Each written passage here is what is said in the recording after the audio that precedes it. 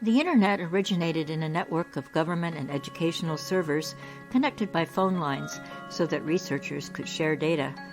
In the mid-1990s, the Internet was turned over to private companies, which had been building their own data centers and wired networks. This coincided with the rise of personal computers, which presented many potential business opportunities providing Internet services. Making the Internet work easily for average people happened in pieces, like putting a puzzle together. One of the pieces was a way for people to connect to information stored on servers. Efforts to create a way for researchers to find information on the early academic Internet were time-consuming and difficult to use. Lists of web servers had to be indexed by hand. The first search engine to automatically wander through the Internet collecting and indexing data, known as a web crawler, was Archie in 1990.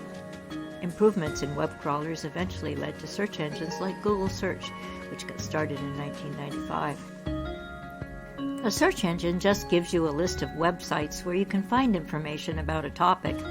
Another piece of the puzzle was a way for people to find and display these websites on their computers.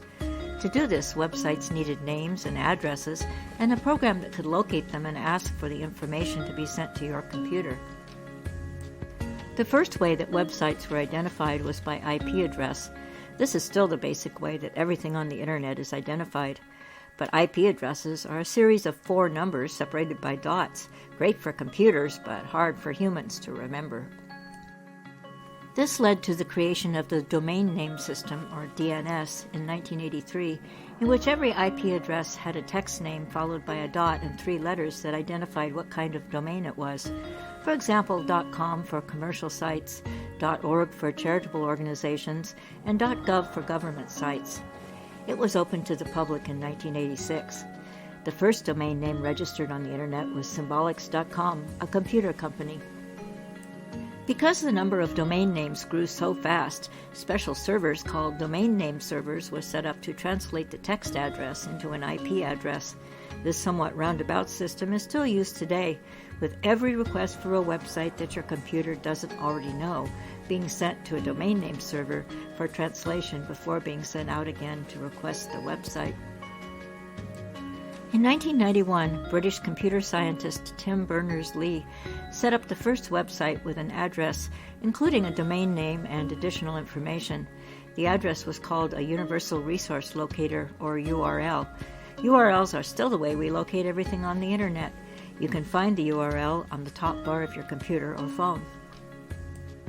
He also developed the first graphical program to request a website on the Internet, which he called World Wide Web, later renamed Nexus. Thus, the web browser was born, and the last piece in the puzzle completed to allow widespread commercial use of the Internet. A web browser is an application that runs on your computer. One usually comes installed with your operating system, for example, Edge on Windows, Firefox on Linux, or Safari on Apple.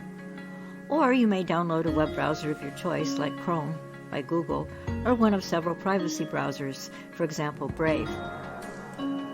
In addition to requesting a website or web page, your browser also manages cookies. These are short pieces of information that the website you visited wants the browser to save on your computer and then send back to them when you visit the site again. That's how a website knows what's stored in your shopping cart or what page you last visited on the website. But your web browser also can collect your search history and all the personal information that you fill out on online forms, if you allow it to. Your web browser knows a lot about you, but most people don't spend much time thinking about their web browser. Watch our other videos to find out more about web browsers, search engines, and privacy. Listen in the description below. Newport Wireless Mesh is a nonprofit community wireless internet provider in northern Vermont, USA. Find out more about us at our website, https://newportmesh.org. Your web browser will find it for you.